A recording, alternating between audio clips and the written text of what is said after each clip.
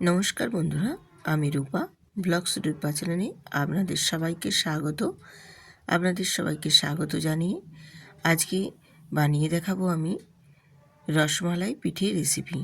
এটা একেবারেই পুর ভরা ঝামেলা ছাড়াই কিভাবে আমি আজকে এই রসমালাই পিঠেটা বানিয়েছি সেটাই আপনাদের সাথে শেয়ার করছি। তো চলুন দেখে নেওয়া যাক আজকের রেসিপি বানানোর জন্য আমি এখানে 1 বাটি শুকনো চালের গুঁড়ো নিয়েছি।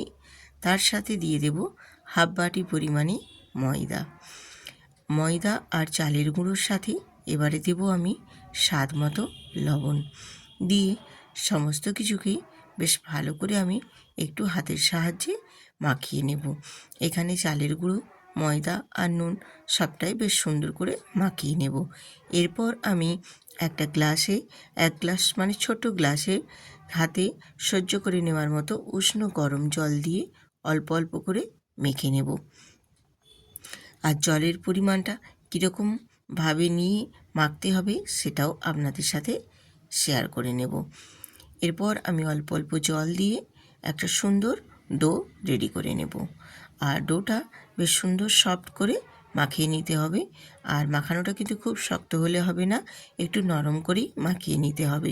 আমি তোমাদের দেখিয়ে দেব পরিমাণটা কীরকমভাবে আমি রেখেছি নরমটা। এরপর আমি গ্লাসে যে জলটা নিয়েছিলাম সেই জলটাও আমার 4 ভাগের 3 ভাগ আমি দিয়েছি, আর 1 ভাগ অংশ আমার লাগেনি, এটা আমার এক্সট্রা, আমি এবার ফেলে দেব ওটা। এরপর আমি ডোটাকে একটা ঢাকনা দিয়ে ঢেকে রেখে দেব কিছুক্ষণ। এদিকে ডোটা একটু ঢাকা হয়ে সেই ফাঁকে আমি এখানে নিয়ে নিচ্ছি যেটা আমি আজকে পুর ভরা করার ঝামেলা ছাড়াই যেটা দিয়ে আজ বানিয়ে নেব আমি রসমালাই পিঠে। এখানে আমি নিয়েছি খেজুর গুড়ের পাটালি আমি এখানে ছোটোটা নিয়েছি, কারণ আমার ছোটোটাই এখানে লাগবে, বড়টা কিন্তু এই পিঠেতে লাগবে না, তার জন্য আমি ছোটোটাই এখানে নিয়ে এসেছি। আর এই ছোটো খেজুর গুড়ের পাটালিগুলোকে আমি একটা ছুরির সাহায্যে চৌকো চৌকো করে কেটে, যেহেতু এগুলো ছোট ছোট আছে আমার 4 পিস করে নিতে কোনো অসুবিধেই নেই, আমি এরকম ছোট্ট ছোট্ট কিউব করে 4 পিস করে এক একটা পাটালি রেডি করে নিচ্ছি। দিয়ে আমি যতটা আমার প্রয়োজনে লাগবে আমি ততটাই পাটালিগুলো ছোট ছোট করে কেটে নিয়েছি। যদি প্রয়োজনে লাগে তাহলে আমি আরও সেক্ষেত্রে কিছুটা পাটালি কেটে ছোট ছোট করে কিউব করে রেডি করে নেব। তো তার আগে আমার যে যতটা লাগবে আমি ততটাই এখানে রেডি করে নিয়েছি। এরপর ডোটা দেখো কতটাই নরম এবং সফট হয়ে গেছে। এই ডোটাকে আমি আবারও একটু হাতে ঠেসে ঠেসে মেখে নেব।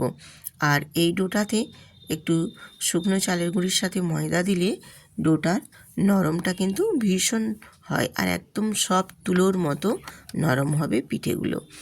এরপর আমি ওই ডোটা থেকে ছোট্ট ছোট্ট লুচির আকারে, যেরকম আমাদের নেচি কাটি সেই রকমই কি তার থেকে একটু বেশি আকারে নেচি কেটে নেব। যদি শুকনো হাতে অসুবিধে হয় সেক্ষেত্রে একটু হাতে তেল বা ঘি লাগিয়ে নিতে পারো। আমি তোমাদের এখানে দেখিয়ে দিলাম, শুকনো হাতেও করতে পারো, আবার হাতে একটু ঘি লাগিয়েও করতে পারো, দুটোতেই কোনো অসুবিধে নেই, যার যেটা সুবিধা সেই মতো করে নেবে। এরপর আমি একটা দেখো বাটির মতো, যেমন আমরা পিঠে করলে যেরকম মানে বাটির মতো করি আকারে, সেই রকম করে তার ভেতরে একটা আমি ছোট টুকরো দিয়ে দেব খেজুর গুড়ের পাটালি, দিয়ে হাতে করে ঠেসে ঠেসে বেশ করে একদম গোল আকার দিয়ে দেব, একেবারে রসগোল্লার মতো। তো দেখো আমি গোল আকারটা দিয়ে দিয়েছি, আর কোথাও কিন্তু একটুও মানে গুড় পাটালিটা বেরিয়ে যাবে না, সেই রকমভাবে সুন্দর করে গুড় পাটালিটা ভেতরে দিতে হবে। বেরিয়ে গেলে কিন্তু সেখানে ভালো হবে না, এটা খেয়াল রাখবে যেন গুড় পাটালিটা বেশ সুন্দরভাবে ভেতরে ঢুকে থাকে, আর বেশ সুন্দর করে ওপরটা গোল শেপ দিয়ে একেবারে রসগোল্লার মতো সাদা সাদা বানিয়ে নেব। আমি এই রকমভাবে প্রত্যেকটা পিঠেই বানিয়ে নেব বেশ সুন্দর করে গোল গোল রসগোল্লার মতো। আমি এখানে রসগোল্লা শেপ দিয়েছি, তোমরা চাইলে অন্য রকমও শেপ দিয়ে দিতে পারো, সেক্ষেত্রেও কিন্তু পিঠেগুলো খেতে এবং দেখতেও বেশ সুন্দর হবে। আমার এরকমভাবে আমি গোল গোল করে প্রত্যেকটাই পিঠে বানিয়ে নেব একেবারে রসগোল্লার আকারে। তো দেখুন আমার সবগুলোই মোটামুটি বানানো হয়ে গেছে। আর ভেতরে গুড়ের পাটালিটাও আমি বেশ সুন্দর করে দিয়ে দিয়েছি। একটা পিঠাতেও কিন্তু আমার একটু কোথা দিয়েও গুড় পাটালি দেখাও যাচ্ছে না বা বেরিয়েও যাচ্ছে না। ঠিক এইভাবেই প্রত্যেকটা পিঠা রেডি করে নেব আমি। বেশ সুন্দর করে আমার রেডি হয়ে গেছে। এরপর আমি চলে যাব গ্যাসে। এবারে গ্যাসটা দেখো অন করে দিয়ে আমি একটা পাত্র নিয়ে একটু জল বসিয়ে দিয়েছি। আর জলটা বেশ ভালো মতোই কিন্তু একটু গরম করে ফুটতে দেব। আর এপাশে একটা আমি ঝাঁঝরি নিয়েছি। আর ঝাঁঝরিটাতে আমি একটু ঘি বা তেল যার যেটা বাড়িতে থাকবে সেই মতো একটু ব্রাশ করে লাগিয়ে নেবে। তাহলে কি বলো তো, পিঠেগুলো একটুও চিটে যাবে না, বেশ সুন্দর করে পিঠেগুলো ছেড়ে বেরিয়ে আসবে। আর আমি এখানে এই ঝাঁঝরির মধ্যে জলটা যখন বেশ সুন্দর গরম হয়ে বলক উঠে আসবে, সেই পর্যায়ে সব এক এক করে পিঠেগুলো সাজিয়ে দেব। আর পিঠেগুলো এরকমভাবে সব প্রত্যেকটা আমি ঝাঁঝরিতে সুন্দর করে সাজিয়ে দিয়ে এবারে ওপর থেকে একটা ঢাকনা দিয়ে ঢেকে দেব 5 থেকে 7 মিনিট। এই পিঠেটা বানাতে খুব বেশি সময় লাগে না।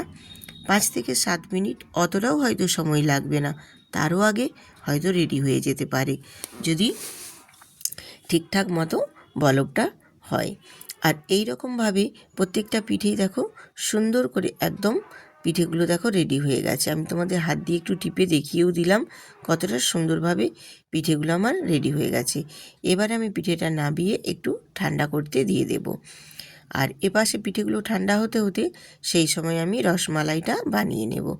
রসমালাইটা বানানোর জন্য আমি এখানে গ্যাসটা অন করে একটা কড়াই বসিয়ে দিয়েছি। আর কড়াইয়ের মধ্যে বেশ কিছুটা পরিমাণে দুধ দিয়ে দিয়েছি। এবার দুধটা আমি আগে থেকেই একটু জাল দিয়ে ফুটিয়ে রেখেছিলাম। এরপর আমি কড়াইতে দিয়েছি, তার জন্য আর খুব বেশি ফোটাবো না। এবারে আমি হালকা করে একটু নেড়ে চেড়ে দিয়ে দেব এখানে 2 চামচ পরিমাণে চিনি। তো মিষ্টির পরিমাণটা কেউ বাড়াতে চাইলে আর একটু তোমরা বাড়িয়ে নিতে পারো। দিয়ে আমি এবারেও একটু নাড়াচাড়া করে চিনিটা বেশ ভালো মতো দুধের সাথে গুলিয়ে নেব। আর দুধটাও ততক্ষণ একটু ফুটে আসুক। সেই পর্যায়ে আমি এখানে দিয়ে দিলাম 1 চামচ পরিমাণে ময়দা। আর ময়দাটা দেওয়ার সময় খেয়াল রাখতে হবে যেন না ময়দাটা একদম দলা পাকিয়ে যায়, সেক্ষেত্রে কিন্তু মালাইটা খুব ভালো হবে না। ময়দাটা দিয়েই অনবরত নেড়ে চেড়ে কিন্তু খুব ভালো করে দুধের সাথে গুলিয়ে নিতে হবে। একটুও যেন না দলা অংশ কোথাও মানে হয়, একটুও যেন না ময়দাগুলো দলা অংশ থাকে। বেশ ভালো মতোই কিন্তু দুধের সাথে যেন মিশে যায়, সেটা খেয়াল রাখতে হবে। আমি দেখো তোমাদের দেখিয়ে দিচ্ছি, বেশ ভালো করেই কিন্তু একদম দুধের সাথে মিশে গেছে, ময়দাটা একদম রেডি হয়ে গেছে। ঠিক এই পর্যায়ে এখানে আমি একটা এলাচ একটু ফাটিয়ে দিয়ে দেব দুধের মধ্যে। দিয়ে আবারও একটু নাড়াচাড়া করে দুধটা খুব ভালো করে একটু ফুটিয়ে নেব, যাতে করে দুধটা বেশ ঘন হয়ে যায়। আর এই রকমভাবে মালাই বানিয়ে নিলে মালাইয়ের স্বাদটাও বেশ ভালো লাগে।